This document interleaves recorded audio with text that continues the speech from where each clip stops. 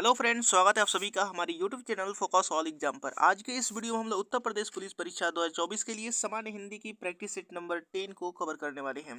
इससे पहले हमने 9 सेट कवर कर लिया था। अगर आपने उसे नहीं देखा है तो उसका लिंक डिस्क्रिप्शन में दे दिया जाएगा, आप वहां से देख सकते हैं। तो चलिए बिना देर किए इस वीडियो को शुरू करते हैं। और ये वीडियो आपको पसंद आता है तो इसको लाइक शेयर जरूर कीजिएगा, और चैनल को अभी तक सब्सक्राइब नहीं किया है तो चैनल को सब्सक्राइब करके बेल आइकन बटन भी दबा दीजिएगा। तो देखते हैं आज का पहला प्रश्न यहाँ पर सामान्य हिंदी का दिया गया 114 नंबर। निम्नलिखित में से किस मुहावरे का अर्थ अनहोनी होना होता है? ऑप्शन यहाँ पर दिए गए और इसमें से करेक्ट आंसर क्या होगा जल्दी से बता दीजिए। तो इसका करेक्ट आंसर हो जाएगा दिए गए ऑप्शनों में से ऑप्शन नंबर बी, यानी मेढकी को जुकाम होना। मेढकी को जुकाम होना यहाँ पर अनहोनी होना होता है। अगला प्रश्न देखते हैं 115 नंबर। अब 115 नंबर यहाँ पर दिया गया है कि बच्चा में पन प्रत्यय जोड़ने से निर्मित शब्द है। बच्चा में जब पन प्रत्यय जुड़ जाता है तो कौन सा शब्द बनता है? ऑप्शन की सहायता से बताना है। तो इसका करेक्ट आंसर बता दीजिए। तो इसका करेक्ट आंसर हो जाएगा ऑप्शन नंबर डी, यानी बचपन। इसके बाद अगला प्रश्न यहाँ पर 116 नंबर दिया गया है कि कौन सा उपसर्ग आचार शब्द से पूर्व लगाने पर उसका अर्थ जुल्म हो जाता है। आपको बताना है कि कौन सा उपसर्ग लगाएं आचार शब्द के पहले ताकि उसका अर्थ जो है वो जुल्म हो जाए। तो बताइए ऑप्शन दिए गए और इसमें से करेक्ट आंसर क्या होगा। तो इसका करेक्ट आंसर हो जाएगा ऑप्शन नंबर ए, यानी अति धन आचार, यानी अत्याचार हो जाएगा, जिसका अर्थ होता है जुल्म। इसके बाद अगला प्रश्न यहाँ पर 117 नंबर दिया गया कि बुरा शब्द का भाववाचक संज्ञा रूप है। आपको बुरा शब्द का भाववाचक संज्ञा रूप बताना है दिए गए ऑप्शनों में से। तो जल्दी से इसका करेक्ट आंसर बता दीजिए। तो इसका करेक्ट आंसर हो जाएगा ऑप्शन नंबर बी, यानी बुराई। अगला प्रश्न है 118 नंबर। मानसिक विशेषण किस मूल शब्द से बना है? मानसिक विशेषण किस मूल शब्द से बना है? तो ऑप्शन दिए गए और इसमें से करेक्ट आंसर क्या होगा। तो इसका करेक्ट आंसर हो जाएगा ऑप्शन नंबर सी, यानी मानस। अगला प्रश्न है 119 नंबर की वीर शब्द का स्त्रीलिंग है। वीर शब्द का स्त्रीलिंग बताना है। तो दिए गए ऑप्शनों में से करेक्ट आंसर हो जाएगा ऑप्शन नंबर सी, यानी वीरांगना। अगला प्रश्न है 120 नंबर। निम्नलिखित में से कौन सी बोली पश्चिमी हिंदी की नहीं है? तो ऑप्शन यहाँ पर दिए गए और इसमें से करेक्ट आंसर हो जाएगा ऑप्शन नंबर सी, यानी मगही। अगला प्रश्न है 121 नंबर। इसके बाद यहाँ पर 121 नंबर यहाँ पर दिया गया है कि विमला से दिन में नहीं सोया जाता। यह वाक्य वाच्य में है। तो आपको बताना है कि किस वाच्य में है विमला से दिन में नहीं सोया जाता। तो ऑप्शन यहाँ पर दिए गए हैं और इसमें से करेक्ट आंसर बता दीजिए।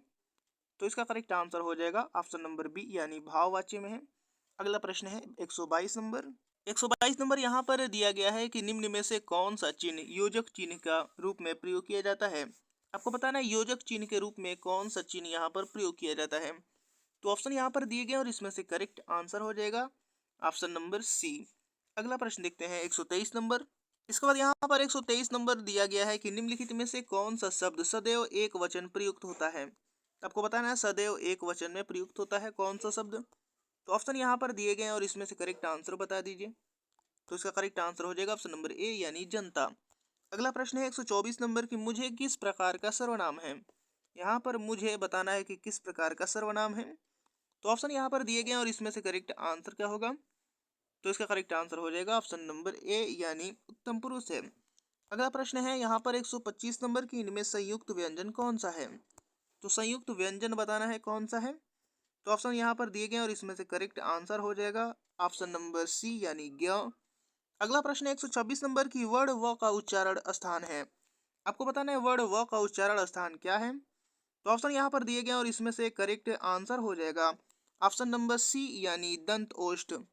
अगला प्रश्न है 127 नंबर।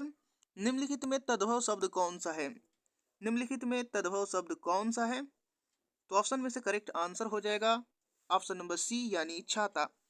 अगला प्रश्न है 128 नंबर। गंगा हिमालय से निकलती है। गंगा हिमालय से निकलती है वाक्य में कारक है।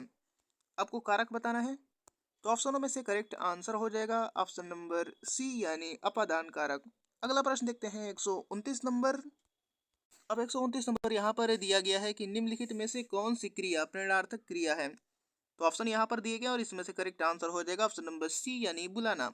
अगला प्रश्न है 130 नंबर की मैं चला हूँ वाक्य में कौन सा काल है। मैं चला हूँ वाक्य में कौन सा काल है ये आपको बताना है। तो ऑप्शन यहाँ पर दिए गए और इसमें से करेक्ट आंसर हो जाएगा ऑप्शन नंबर सी, यानी पूर्ण भूतकाल। अगला प्रश्न है 131 नंबर। 131 नंबर यहाँ पर दिया गया है कि तिरस्कार सूचक अव्यय है। आपको बताना है कि तिरस्कार सूचक अव्यय है कौन सा।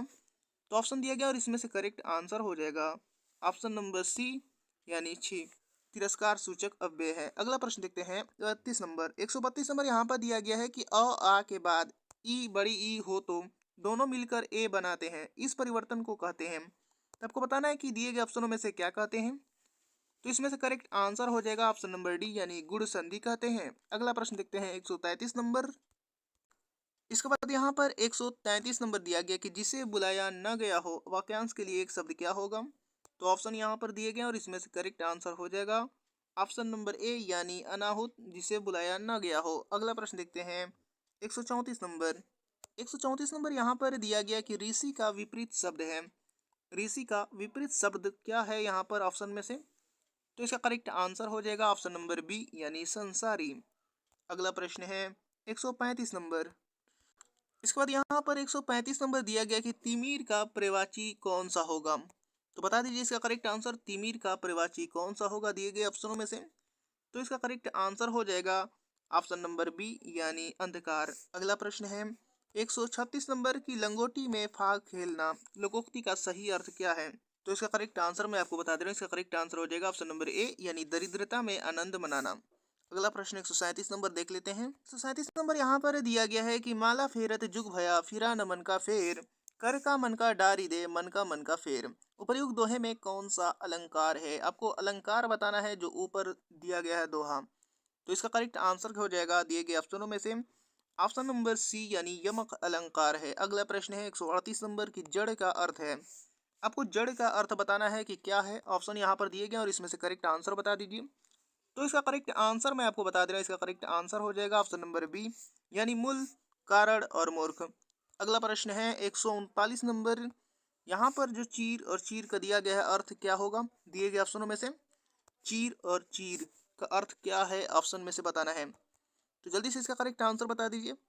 तो इसका करेक्ट आंसर हो जाएगा ऑप्शन नंबर सी यानी पुराना और कपड़ा। अगला प्रश्न देखते हैं 140 नंबर। 140 नंबर यहाँ पर दिया गया कि गोबर गणेश यह किस समास का उदाहरण है। तो आपको बताना है गोबर गणेश किस समास का उदाहरण है। तो ऑप्शन यहाँ पर दिए गए और इसमें से करेक्ट आंसर हो जाएगा ऑप्शन नंबर डी यानी अधिकरण तत्पुरुष समास है। इसके बाद अगला प्रश्न यहाँ पर 141 नंबर दिया गया कि तिरस्कार शब्द में कौन सी संधि प्रयुक्त है। तो आपको बताना है कि तिरस्कार शब्द में कौन सी संधि प्रयुक्त है। तो दिए गए ऑप्शनों में से करेक्ट आंसर हो जाएगा ऑप्शन नंबर ए यानी व्यंजन संधि। अगला प्रश्न 142 नंबर की हीन भावना शब्द में कौन सा समास है। तो इसका करेक्ट आंसर हो जाएगा दिए गए ऑप्शनों में से ऑप्शन नंबर बी यानी अव्ययी भाव समास। अगला प्रश्न है 143 नंबर। 143 नंबर यहाँ पर दिया गया कि उत्कर्ष का सही विलोम बताइए। तो ऑप्शन दिए गया और इसमें से करेक्ट आंसर बता दीजिए उत्कर्ष का सही विलोम क्या होगा।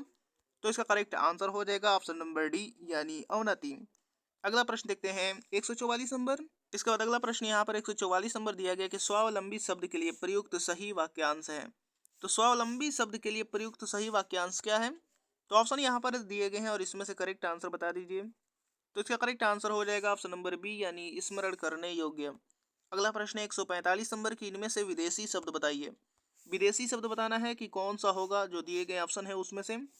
तो इसका करेक्ट आंसर हो जाएगा ऑप्शन नंबर डी यानी दौरान। दौरान जो है वो एक विदेशी शब्द है। अगला प्रश्न देखते हैं 146 नंबर। 146 नंबर यहाँ पर दिया गया है, पंक्ति दी गई है। रक्त मांस के सड़े पंख से उमड़ रही है महाघोर दुर्गंध रुद्ध हो उठती श्वासा। तो आपको बताना है कि इस पंक्तियों में कौन सा रस है। तो जल्दी से इसका करेक्ट आंसर बता दीजिए। तो इसका करेक्ट आंसर हो जाएगा ऑप्शन नंबर सी यानी विभत्स रस है। अगला प्रश्न है 147 नंबर की साकेत महाकाव्य के रचयिता है। आपको बताना है कि साकेत महाकाव्य के रचयिता कौन है ऑप्शनों में से। तो जल्दी से इसका करेक्ट आंसर बताइए। तो इसका करेक्ट आंसर हो जाएगा ऑप्शन नंबर सी यानी मैथिली शरणगुप्त जी। अगला प्रश्न 148 नंबर यहाँ पर दिया गया कमायनी महाकाव्य के रचयिता कौन है। तो ऑप्शनों में से करेक्ट ऑप्शन हो जाएगा ऑप्शन नंबर सी यानी जयशंकर प्रसाद कमायनी के रचयिता हैं। अगला प्रश्न है 149 नंबर की पृथ्वीराज रासो का किस काल की रचना है। आपको बताना है पृथ्वीराज रासो किस काल की रचना है। तो ऑप्शन यहाँ पर दिए गए और इसमें से करेक्ट आंसर हो जाएगा ऑप्शन नंबर ए यानी आदिकाल की। अगला प्रश्न 150 नंबर यहाँ पर दिया गया जो कि इस वीडियो का लास्ट प्रश्न है। माखनलाल चतुर्वेदी को किस रचना के लिए साहित्य अकादमी पुरस्कार मिला है। तो ऑप्शन यहाँ पर दिए गए और इसमें से करेक्ट आंसर हो जाएगा ऑप्शन नंबर डी यानी हिम तरंगिणी के लिए। तो उम्मीद करता हूँ कि वीडियो आपको पसंद आया होगा और इसी तरीके के और नए प्रैक्टिस सेट लगाने के लिए हमारे साथ जुड़े रहिए और चैनल को अभी तक सब्सक्राइब नहीं किया है तो चैनल को सब्सक्राइब करके बेल आइकन बटन भी दबा दीजिएगा। तो मिलते हैं अगले वीडियो में, तब तक के लिए धन्यवाद।